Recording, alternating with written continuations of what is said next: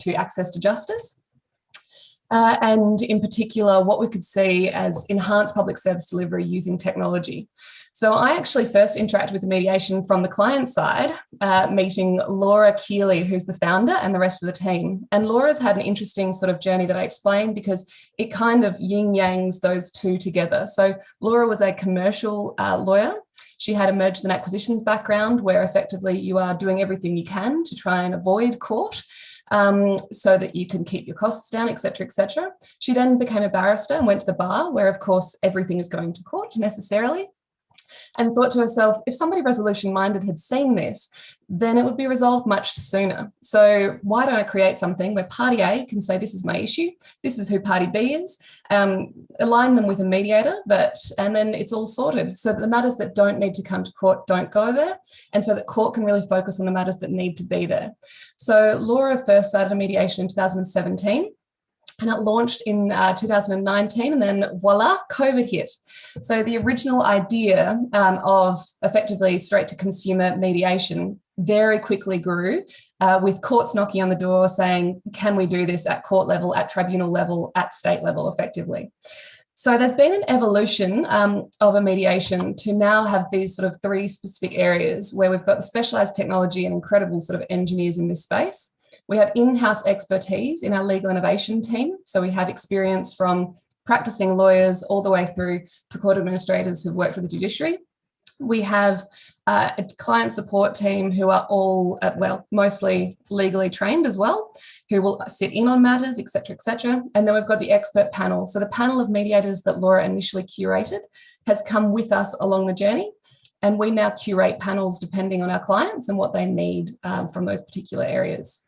So effectively, our core offerings are three areas of legal digital environments. So the first of those is the digital courtrooms. So we have a platform that's specifically built to emulate a digital courtroom as close as we can to the physical one. So we know the pain points of going digital on a courtroom. I know them intimately because we had to try and do it during COVID. And those are, the things that you can't do in the room, particularly making sure that you get things signed if they need to be signed, making sure that the control of the room stays with the judicial officer or the neutral party, so that you don't have risks in regards to trauma-informed practices, in regards to power dynamics and things like that. And also making sure that you don't limit access to justice, and in particular, open justice. So in order to address those, our digital courtroom has integrations with DocuSign, a complete sort of customizable and very impressive co-drafting suite of functions. It also has live streaming, which can be done through to YouTube for appropriate matters, that particularly those of public interest. And we have superpowers for the judicial officer and neutral party, which makes sure that that same control is there. We also have little features that make a big difference in terms of things like individual links and such, so that you're not overexposing or putting any vulnerabilities on public systems. We then have our digital client floors for law firms. So making sure that firms have just as impressive and secure a foundation in their digital presence as they do in their physical presence for their clients. And then our digital dispute resolution systems, which is working with governments. This might be commissions, inquiries, departments, in regards to creating workflows through our legal innovation team, through to engineering, then using the platform and making sure that we give them a full sort of ODR opportunity.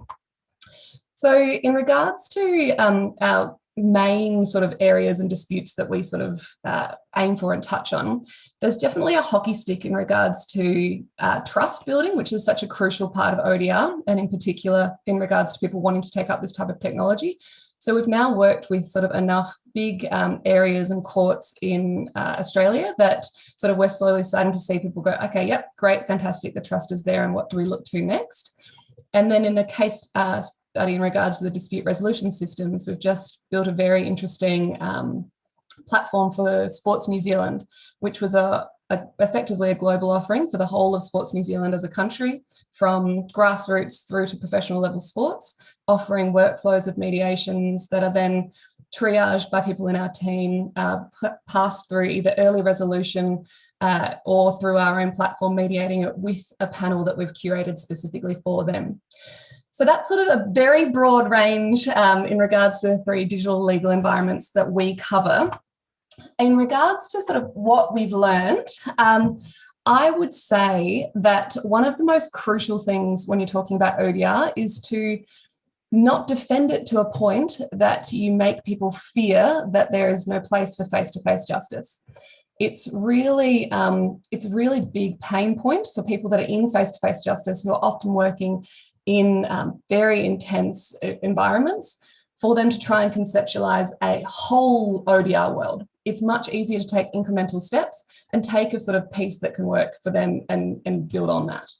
So that would be my first one. People always ask me, they say, oh, but there are things that won't work. So that's fine. For those, use face-to-face. For the ones that you can get out of that system, use ODR, use something technology-based so that you have the time and space to give the face-to-face ones the time they need. Because I don't know of many justice systems in the world that could say they are 100% content with their current face-to-face delivery and that resources aren't stretched. So let's try and assist those resources we have and not try and jeopardize them. The next sort of one that I would probably mention would be to ensure that you are very conscious of your technology to business fit, not business to technology fit. So a lot of people in the ODR space or in any sort of legal technology will have a fantastic idea and then go into businesses and say, great, this is how you do it in order to do it based with technology. I've been on both sides of this now, both when I was running courts and now from mediation, and it is a really big blocker to your decision makers, i.e. normally judges, CEOs, courts administrators, if you are having to go to them and say, you need to change your business model, because there are often hundreds, if not thousands of people that know those business models. And the thought of that just makes the change impossible and seem insurmountable for the administrator that has to do it. And probably the third that I would just touch on is to be really clear about who your customer is versus who your buyer is versus who your influencer is. Because I think particularly in the space that we're all working in, they can be very different. And in something like a justice environment where we know that trust is sometimes quoted as 30% of a decision outcome in regards to this sort of area, you need to often make sure that you have public trust. And it's one of those sorts of a rising tide gathers all boats. If we all do well, then we will all rise. If somebody does badly, then we all are affected by that. So making sure that we are being best practice in our areas so that we don't lose the momentum that a very unfortunate event of COVID has given us, which we currently have to look to that technology space. That's my super... Fantastic. Thank you so much, Rebecca. Thank you so much, Rebecca. I mean, one of the things I will say about a mediation, I agree with you, a rising tide lifts all boats. And the thing about a mediation is there's such a level of professionalism and polish. I think that your user experience is so great. I think the way that you package things for the market is really, really top notch. The best of any of the ODR providers in the world. So kudos to you for that. One of the questions I had to ask, it's interesting that you all come out of the legal space. And every time I talk to lawyers, they always get a little bristly with... Colin, I'm so sorry. Rebecca, could you end share screen, please? Because we can see Colin right now. Of course. There you go. Sorry, actually, Colin. You're not missing anything, not saying that. Now we've got full screen Colin. I don't want to be... Yeah. But the question I had for you, and I think a lot of us have dealt with this, have you had any resistance from the bar, from other lawyers? People are worried that these changes are going to disrupt their professional lives, but you all have the credibility of coming out of this space. I mean, when you talk to criminal defense lawyers, you can say, look, I know you. I was one of you. Let me help you get into this new world. So do you have any lessons around collaborating with the legal profession? Yeah, absolutely, Colin. I was just reading a paper the other day that's been released in regards to digital transformation post-COVID. And one of the key indicators that are coming out of this is making sure that we have solutions that are based from subject matter experts. So I do definitely think that generalized technology has those barriers. And I do think that us having our legal experience definitely gives us an advantage in that space. But I think it's also, if you don't have that experience, and obviously quite a few of us are quite senior in that space, if you're starting out and you don't have that experience, I think it's enough to be really willing to learn and accept that you might have to go out and curate the experts. I mean, occasionally, if we get a project in an area that we're not legal experts in, we'll go and speak to those people. So we're very, we're really keen to make sure that, okay, this particular area, we're not sports lawyers, but, then we go out and go, okay, great. Now we need to acquire that knowledge. Fantastic. because if you don't create something that's bang on, as we know with judges and lawyers, then you'll just get the, no, I don't want to use it. And once you don't want to use it, it's very hard to get them back. Excellent point. Yeah. So Kirtana, are there any good questions in the Q&A we want to surface with Rebecca? Yes, we have one question, which is what happens when the business makes you customize and add stuff to an extent that's not replicable for other clients? So what do you do in those situations? Yeah, great point. It's a decision that you have to make on a case-by-case basis, because if it's something that you might not be able to replicate it for all clients, but the development will mean that you will have learnings from it or an ability to extend into an area that could be profitable or useful for you or enough of a market advantage. If you're being asked to create it for a client, there's clearly a need. So although you might not see the need for it at the moment, somebody's needed it. So it's about finding out whether or not there's going to be more people that need it and then putting the resources into it, or going, okay, no, this is so niche that we should abandon that one and tell them that that's not worth us, or tell them that it's going to cost them more to make that. I was going to say that too. Make them pay. Make them pay if it's one-off work. Yeah. If they really want it, they can pay for it. I have one last question here, which is, do you have any concrete, like maybe like 2 or 3 suggestions that you can share from your experience, which helps spread faith within the industrial sectors to adopt the system, right? Like to convince them to spread the system, to adopt ODR. Yeah, I think you definitely need to find champions in whichever area that you're going to. So, you know, just because we have a legal innovation team that have those connections doesn't mean that we stop there and say, okay, great, we're going to be relevant forever. We always continue to look for champions that have a voice and that we see people listening to and trusting, and then reach out to those. So I would say, don't try and tackle it as, you know, a whole, just take out your bite size, like eating your elephant. Find those people who are influencers in that space and approach them, talk to those ones. So find someone that you know people listen to, try and get out into those areas that you want to adopt, you know, speak at things, write things, make sure that you're making yourself really visible, but also make sure that you're really cautious about your alliances and making sure that some of that social capital is worth its weight in gold. So if people speak highly of you, then that's the best way to break into an area that you're not, you don't have your own internal social capital for. Fantastic. Thank you so much, Rebecca. And thank you for staying up late to meet with us. That was really great. No problem. All right, well, let's move on to the next presentation from my good friend, Laura from the Netherlands. So Laura, please. Thank you, Colin. I'll try to share some slides as well.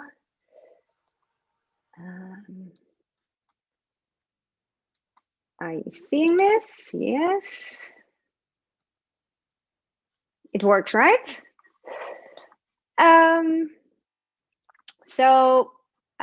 Thank you. My name is Laura Kistenmaker. I'm COO of Justice for Two, and we are a team based in the Netherlands. Wait, it doesn't want to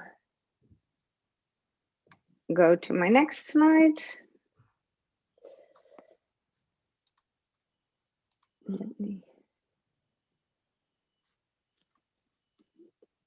I have a different option. Let's stop my share and I'll go to the Google version.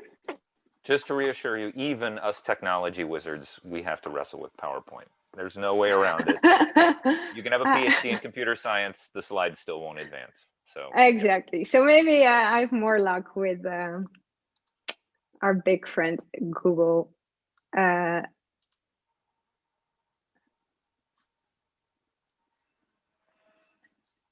Yes.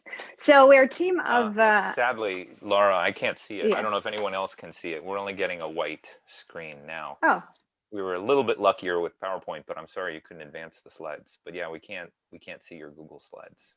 Okay. We can try sharing it on our end, Laura, if you begin. Oh, that would be, yep. Let me see so then I need to stop sharing properly.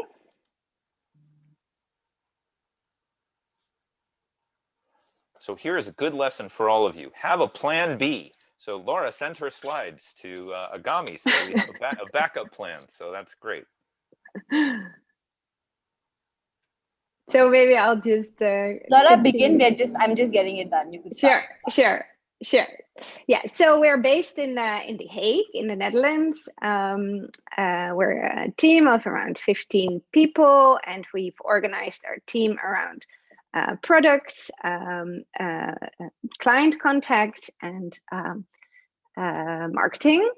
And we work with a nationwide network in the Netherlands of lawyers and mediators and other divorce-related experts, because that's the ODR platform that we built. We build an online divorce platform for couples that are uncontentious, so that who are willing to cooperate on their divorce together. The online platform guides these couples through the platform step by step, including the formalization in court. Yeah, thank you, Kirtana. You can go to the next slide. Yes, and maybe even to the next one.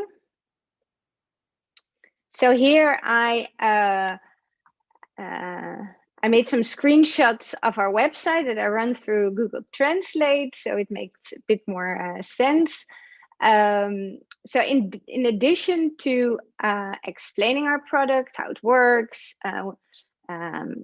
we have an extensive library, of which you see here a snippet on the right with divorce-related information. But the good part is after the registration on our platform. So as you might have understood by now, we are a business-to-consumer platform. So we directly have the divorcing couple as our clients. So what do those people experience when going through the process on our ODR platform? Next slide, please.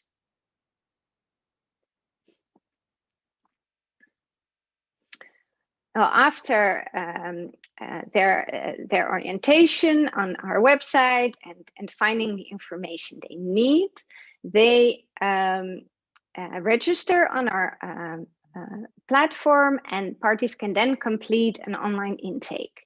They both divorcing parties do this with their own account, and then they enter the main part of our platform, a structured dialogue, about a structured dialogue interface where they work on their divorce agreement. And the system combines the outcomes of both online intakes and comes up with suggestions for agreements that fit the situation of the divorcing couple. And that's the starting point that they can then together elaborate on. And there's a continuous focus on de-escalation, because the goal of the platform is really to minimize the divorce-related conflicts. So they're guided through this automated process, agreeing on the different issues, from dividing up assets to organizing the care of their children. And to supplement that process on the online platform, parties are offered personal support in the form of case managers. Then a bit later in the process, a lawyer joins their online case to check whether everything is taken into account and in order. And then finally, the last step is that divorce is formalized in court. So that really in a nutshell is what our customers go through on our platform. Next slide. So in total, we've been in business for 6, 7, 8 years now. And what are some of the learnings that we gained during that period? I've limited time, so I would like to mention 2 of them. And the first is that our decision to combine online and offline guidance. And I think this touches a bit on Rebecca's comment about not being too harsh on only going for the online route. We actually started out as a fully online provision, but then we quickly learned that adding offline to the online service provision makes a really powerful combination. By having case managers joining our online cases, being there to support in every step, and by having lawyers that do both online and, if needed, offline interventions are easy to use platform, and yeah, it's supplemented with this human touch, something that is very much appreciated during an often difficult process of divorce in our experience. So our users report back to us that that you can go maybe one back. Our users report that they experience it as surprisingly personal. And I think that's because of this mix of being able to work on your divorce from the safety of your own house, of course, especially now in these COVID times, but we also in general, you can do it at the moment that suits you, when you feel like it. But when you can combine that with the possibility to interact with experts personally, that's something that our users really enjoy. Another learning that I would like to share with you is that for us, building trust with lawyers have been key. ODR, as Colin also touched upon already, can be perceived as a threat to lawyers. They might be afraid that it will make their work redundant. And we also saw that because of that, they can decide to resist your solution. And it was our experience that this can take up a lot of time and resources for you as a startup, for example. So this made us decide not to go around them, but instead closely involve them to show them how working with us would mean that they could be part of actually of an exciting future, of a future moment, a movement that would be important for them to join. And that, yes, some aspects of their work might disappear, but that these would be largely the less interesting parts, so to say, maybe the repetitive or administrative issues, and that instead we offered them to keep adding value to people, just in a different but still very much rewarding way. And we did that by making it a joint effort, by co-creating the solution with them, and by keeping them involved on a continuous basis. And we're still doing that. So these were two things that we learned along the way. We did not start out doing it this way, but we listened to our clients and our other stakeholders, and changed how we worked to make it an even better solution. Thank you for your time, and I would love to answer questions if you might have any. Thank you so much, Laura. And I will say, first of all, I love your point about it's not about online or offline.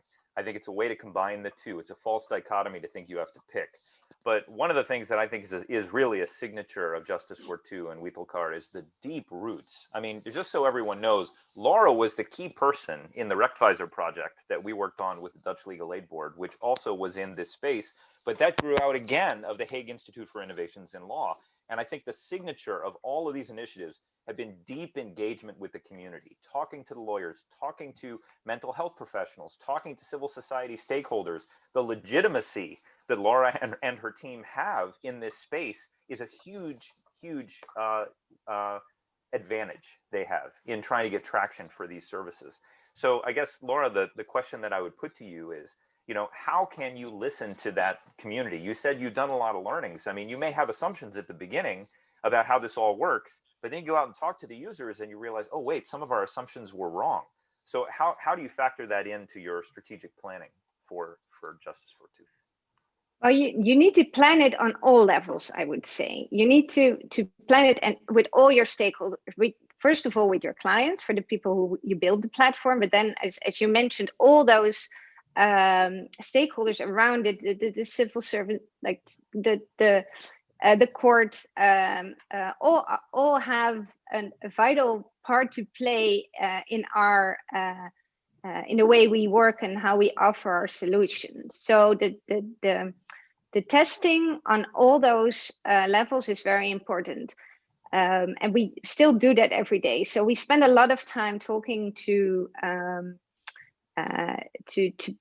people from Ministry of Justice, or for example, the Dutch Legal Aid Board, that has been a big partner in setting this up from the scratch, and being aware of all the developments that are there on policy level, just to make sure that we provide our input and also our experience for them to include in their policy making, for example. So we spend quite a lot of time being part of working groups, writing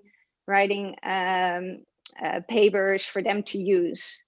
On the other hand, there's the clients who you also might have all kinds of assumptions about, and there what we've learned that you need to really make explicit your assumption and then test them in reality. Because up until today, even today, we had a meeting with our team. We were fully convinced that a small adjustment on our platform would work. We just decided, let's test it because we love the testing, and then it's totally negated our assumptions that we had from the start. So you need to be prepared to be surprised all the time and to adjust the ways you're working. And if you plan that for big and small, you're prepared for that. Great. Kirtana, any questions that we want to surface with Laura? Yes, there are a few good ones. One I will take, which is Tara's. How much of the process, Laura, is supported by human mediators vis-a-vis technology? That's a good question. And the fact is that it depends on the case. We made the process in such a way that people can decide to do it largely online, but if they need, they can call help. So it differs on a case-by-case basis, but I would say that, well, 60% online, 40% offline. That would be my guess. That's a good number. Then we have Pramod's question on, so Justice 4.2 works very conveniently for amicable divorces in that sense, right? So how difficult would contentious divorces be to handle over an ODR platform in general? Like, is it possible to manage a contentious family dispute / divorce through an ODR platform? I think that would be possible. In the Netherlands, a majority of people divorce in an uncontentious way. So for us, that was also the biggest target group. So from a business perspective, that also made most sense. But we are thinking about expanding that to the more contentious divorces, and I think there maybe the offline component could be a bit more stronger, and you would need we would need to change the flow on our platform, because now it stops when one of the two parties decides not to cooperate further. But the way in which to do that, I think that would be by trying to persuade people to the uncontentious flow as long as possible. So to basically take the setup of an uncontentious flow, but make sure that the process moves, that there's no blockage, and that in the end there's the court that can decide on it. So I think there's a lot of elements for the uncontentious flow that could also be used for the contentious flow. Thank you, Laura. That's all from me, Colin. All right. That was wonderful. Thank you so much, Laura. Okay, we've now had a visit to the facilitative side of the field where technology can structure communication and structure the process. Now we're going to take a look at the algorithmic side of the field. So it looks like we're switching the order a little bit here. I thought we were going to go to Robert next, but let's go to Graham. Let's talk about SmartSet a little bit, and then we'll give Robert the ability to wrap up. So Graham, please take it. Yes. Well, thank you, Colin, and thank you, Ketana, for inviting me to this event. It's great to be here, or rather, really wish I was where you all are. But it's great to be addressing this event. What I'm a lawyer and mediator from the UK. My mediation, it purely focuses on mediating disputes between shareholders, people who own businesses. But I've been involved in ODR since the last century, almost as long as Colin, not quite. We met very early on, and I've been heavily involved developing very early systems in the UK, We Can Settle, and the claim room and the mediation room. More recently, I've was a member of a couple of working groups and co-wrote a couple of consultation reports for the Civil Justice Council in the UK. This is the body that advises the courts about the future. And one of them was on how to increase ADR. And I wrote the sections dealing with how ODR can be a friend to ADR and mediation more generally by helping greater access. And the second one was advisory group on ODR itself and how one could introduce ODR into the court systems, particularly for small claims. And I'm pleased to say that that resulted in the creation of the Civil Money Claim Project, which is now operational and still under development in the UK. I also run a training course on ODR at odrtraining.com. But now let me deal with what I am going to be talking about, which is what it says there. I'm going to talk about AI and AN and BN. There's three acronyms for you two. Now, you probably think you know the first one, but I think for most of you, you don't. But I think these are very important in defining what I'm now calling real ODR. And I'll explain when I go through what I really mean about this. So the AI I'm mentioning, you probably feel is artificial intelligence, but it's something else, which I'll come to. But there are three key takeaways I'd like to leave you with about real ODR and indeed about ODR. It's not all virtual. Obviously, people feel if they're mediating online, that's a form of ODR. And also see that there's this conflict between in-person mediation and online or virtual mediation in virtual rooms. It's not a true conflict. It's where a lot of mediators may reject ODR because they feel, and I think quite rightly, that the high point in mediation and the best way to mediate is when you're in the presence of the people. I think you can say that for many things we do in life. But that doesn't mean that these tools are of no use within in-person mediation. In fact, what I'm going to be showing you today very briefly can all equally be used in in-person mediation. So it's not a binary issue here. Zoom that we're using now and Teams and all these web conferencing have been wonderful help in the pandemic, of course, to enable mediations to carry on. And they are coming within the definition of resolving disputes online, but it's not coming to a higher point of what I'd call real ODR. Firstly, because it doesn't deal with that final letter, the R, resolution. That's still dealt with under the existing process of mediation. That's not changed by doing it online. And I believe real ODR is where we add something different. E-filing, court mediation, arbitration, case management are all excellent additions to the field to increasing access to justice. But it's not real ODR because none of these actually involve the technology helping to resolve. And that's what I'm going to be talking about with a couple of examples here. Now, I say the AI I'm talking about is not artificial intelligence. Artificial intelligence, in the sense you could look at, is where the control is with the machine. And I'll give you a couple examples, bad examples, of where that can go wrong. And this is another area where the naysayers will have a bit of a field day if one talks about bringing artificial intelligence. People will say, well, you can't usurp the human in helping to resolve disputes. You can't leave it up to a machine to make all these decisions. So the one and the problems, well, I'll give you those two examples. There was a report a couple of years ago by Res Publica. I can give all these references on a system in the States for guiding the courts on sentencing called the Compass system.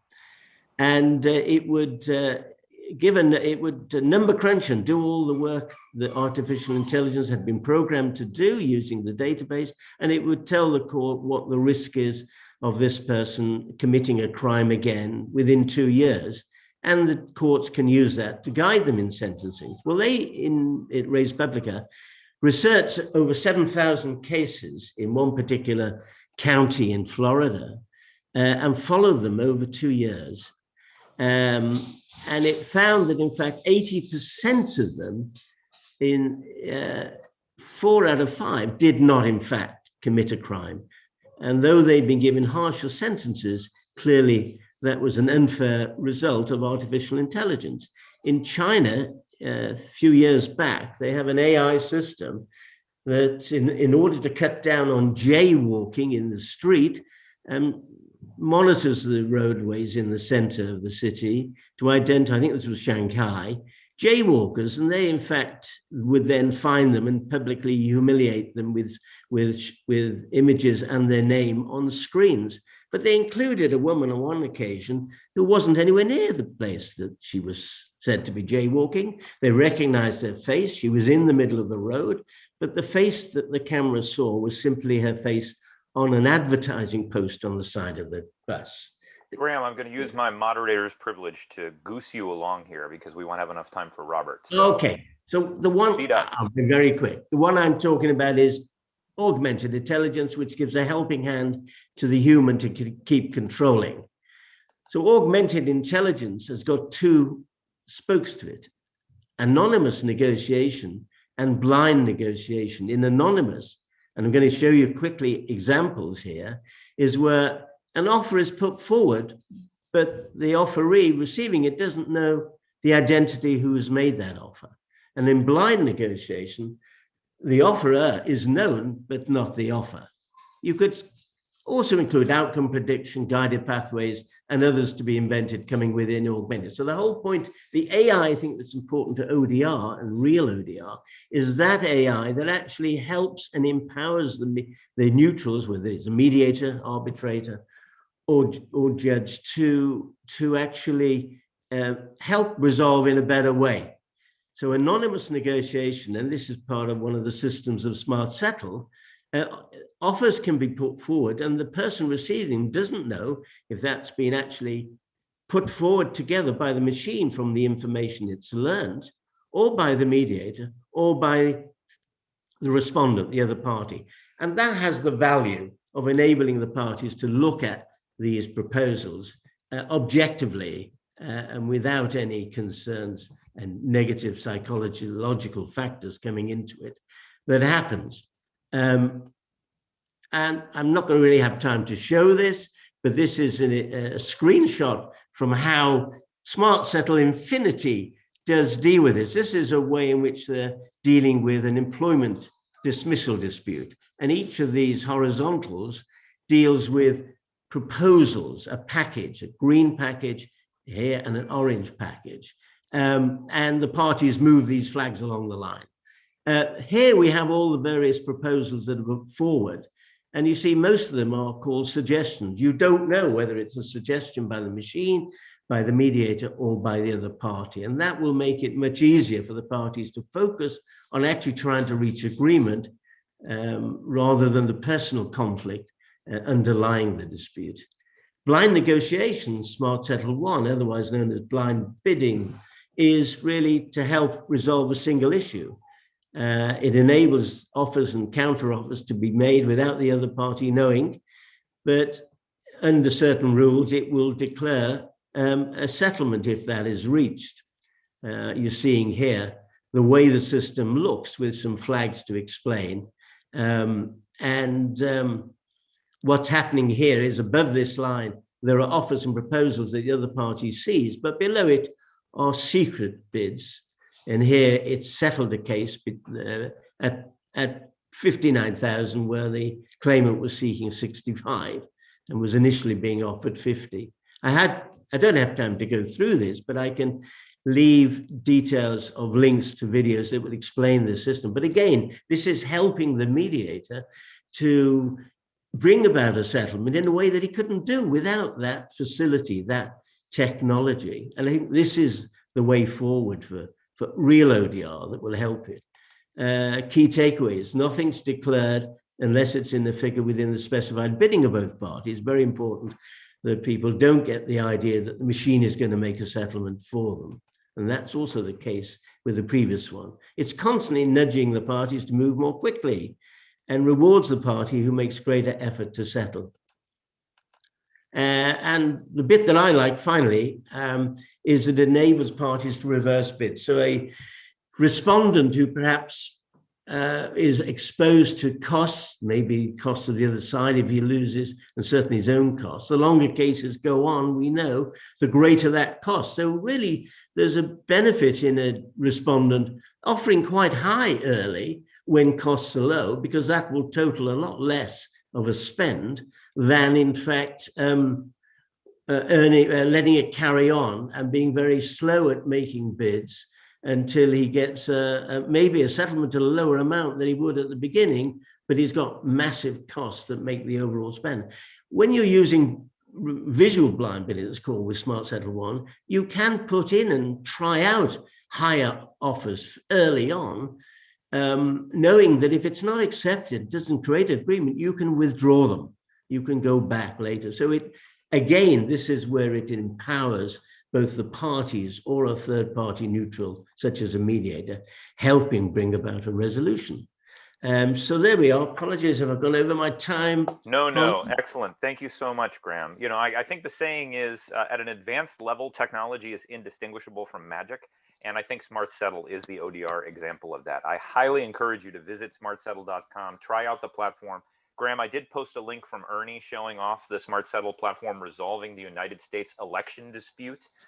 So it's amazing, and it's definitely worth checking out. So, and also, of course, if you remember the Liverpool conference I organized in 2018, we actually used it to settle Brexit, applying artificial or augmented intelligence instead of political intelligence. I think we all did it with the audience in 2 hours. Yeah, like Brexit. And okay, excellent. Well, Kirtana, is there one quick question we can pass to Graham?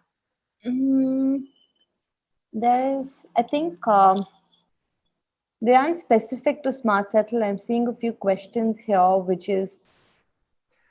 Maybe what we'll do, let's do Robert, and then we'll take the questions. We can take both the algorithm questions together. I think that's great. Okay, let's hand it to Robert so he has time to show off his amazing eConciliador platform. Robert, the floor is yours. Yes, hello everyone. My name is Robert Kahn. I am the CEO and co-founder of eConciliador.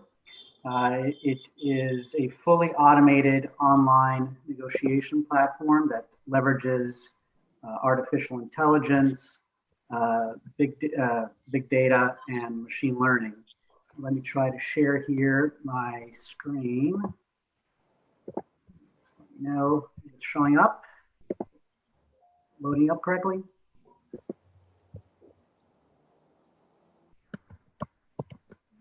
Is it appearing, Colin? Yes, it is. Okay, great. So we basically launched in 2014. As I mentioned, Brazil. Today we are in 6 countries. We hope to double that in 2021. We have a platform already in 4 languages and adding more. Our focus has been very different. We have targeted primarily the private sector and companies.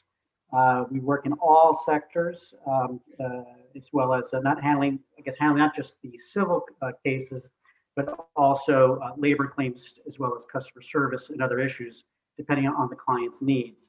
Now, again, because our platform works off of artificial intelligence and machine learning, we can literally have an unlimited number of negotiations.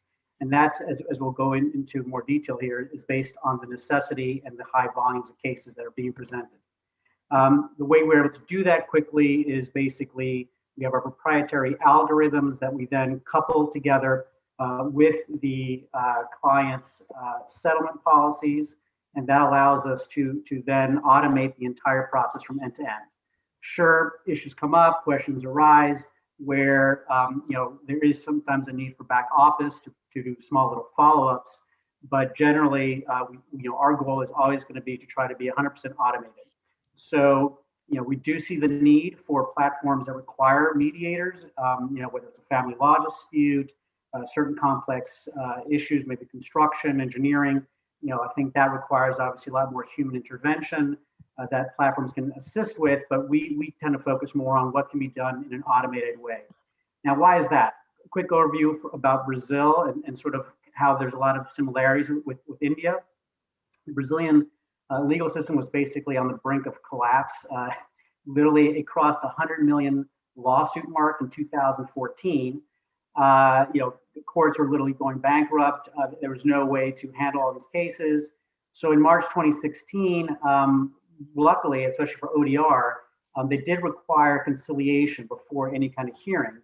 And in fact, if the parties reach an agreement before there's an award, it exempts them from paying legal costs. The second big incentive is that if a company were to not participate in, say, have an unjustified failure to participate in conciliation, they could be fined 1% to 2% of the economic benefit. So even when they use ODR platforms, if they don't settle, they're able to use that as proof before the court to show that there was an attempt to conciliate. So this is really important because the courts, as you can see, have also set up small mediation and conciliation centers. But even with all those efforts, sure, there's been a reduction to 77 million in 2019, and the judiciary has become a little bit more productive, but they're still only handling 8 to 17 cases. Now, obviously, we're lawyers here, or many of us are lawyers.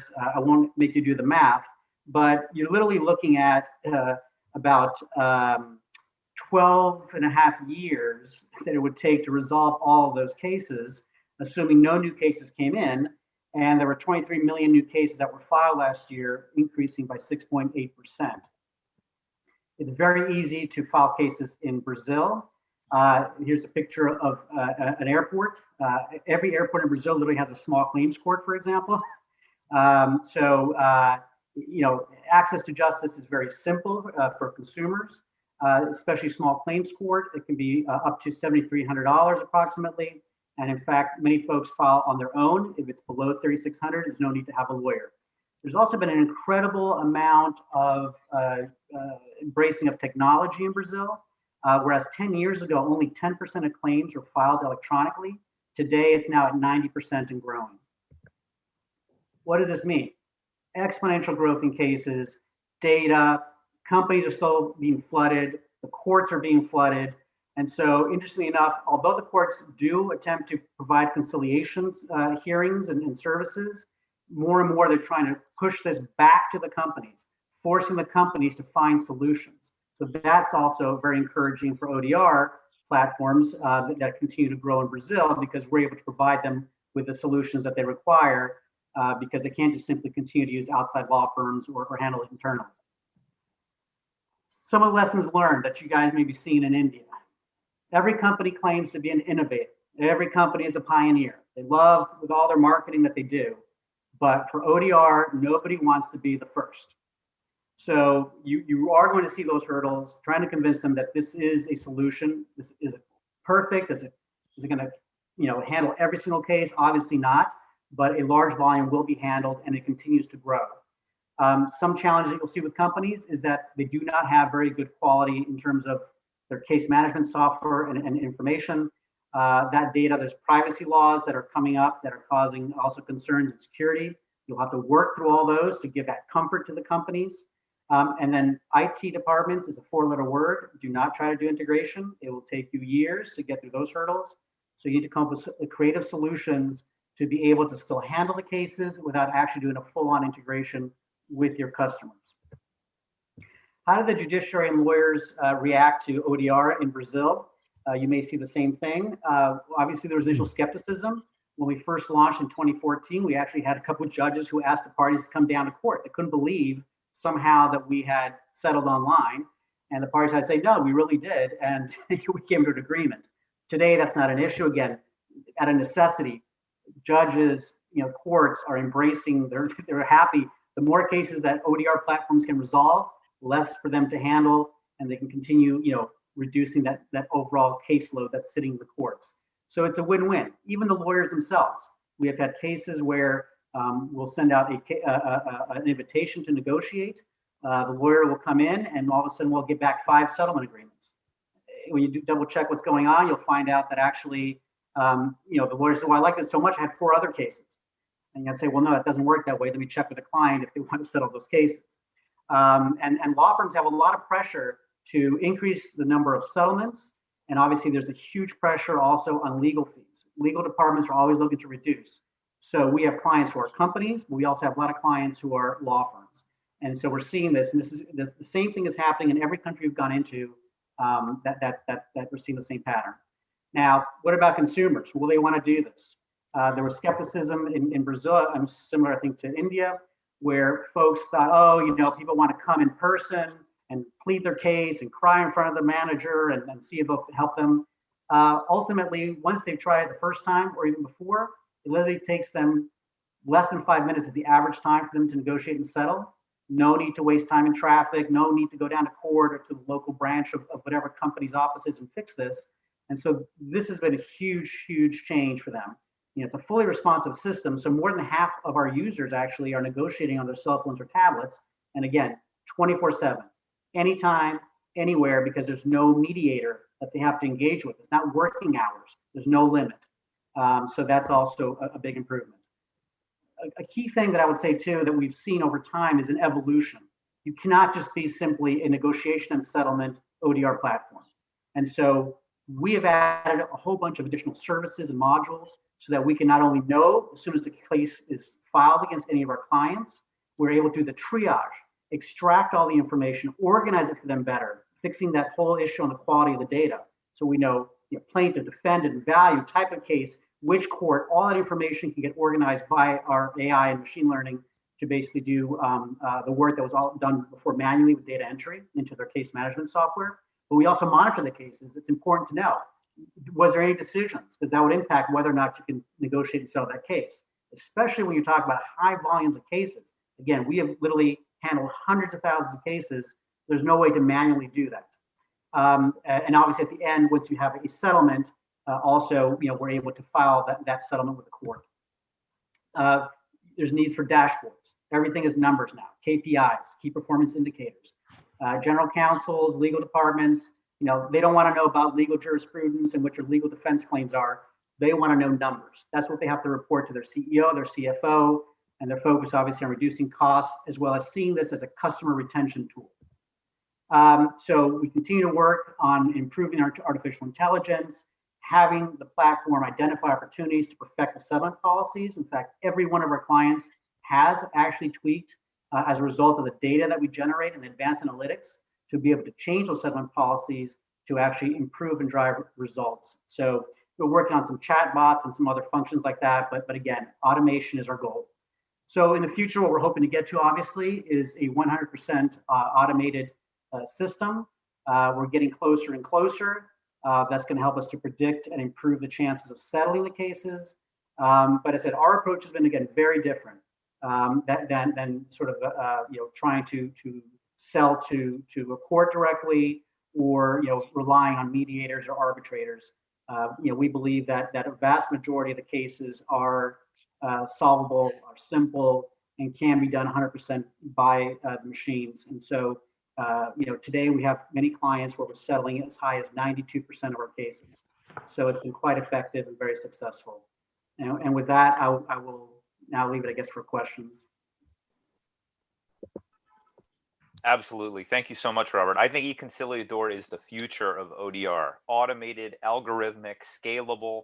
It's really amazing. I think that, you know, if you look at the agent-powered, technology-powered future of resolving these cases at scale, eConciliador has their hands around that future better than any other ODR provider in the world. So that's why they're growing like a weed. I know we're running out of time. Kirtana, are there any questions you want to surface or announcements you want to make before we start losing people? Yes, there are actually quite a few questions, but I think I can take one for Robert and one for Graham. Robert, one is, when mediation was mandated in Brazil, did it make it subject to state or judiciary having a role, or did it also provide for private mediation entities to be service providers? Both. So this is what we were saying earlier. They actually do allow electronic conciliation, is actually spelled out. They said, I think they use the word electronic or digital. So again, some companies like using, you know, ODR platforms. There's several of them, obviously, in Brazil. But if not, they can also appear in court to a conciliation hearing where they have a mediator, etc.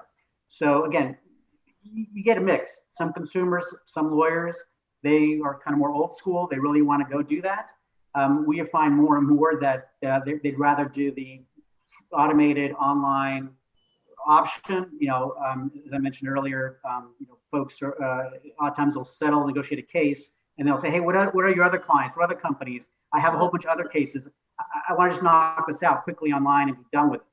So it can be either one. It's both. Thank you. Thank you. And one last one for you actually is, what are the kind of disputes that you're seeing being resolved on your platform, the dispute category and the dispute value, the typical value? Yeah, so we have, it's interesting because, you know, Brazil, obviously there is poverty. So we have literally negotiated a case as low as $10. But we've also negotiated and settled cases over $150,000. And in terms of sectors, everything from aviation to banking to e-commerce, insurance, education, you know, labor claims. I mean, it's a real mix. You know, in the energy sector, and within that, there's subcategories. So we have a lot of energy sector clients. We won the Energy Starter finalist award last year. You know, we literally handle 160 different types of cases that come for an electric company. So again, we can program all the algorithms. It's very, very broad. And I think one of the earlier questions, I think that went to I believe, Rebecca, is, you know, we are able to customize. Oftentimes certain cases we say, okay, that's really good. And we add, let's say, a labor, you know, dispute type component like we use for others. If it gets super, super specific and adds extra work, then of course we have to come back and say, well, you're gonna have to pay for that customization. But most of the improvements have actually benefited us for all clients. You know, so we're actually careful as you negotiate your SaaS agreements. You know, sometimes they want to get the derivative work rights, and we say no, everybody benefits. So if another client says, hey, it'd be nice if you added this function, you know, that becomes, you know, our intellectual property, but everybody will benefit from that. So I think that's important too, as you guys are negotiating your contracts. And there's really no need for that client to use that IP anyway, because it's in a vacuum. It's not part of their core business, or not an ODR platform provider.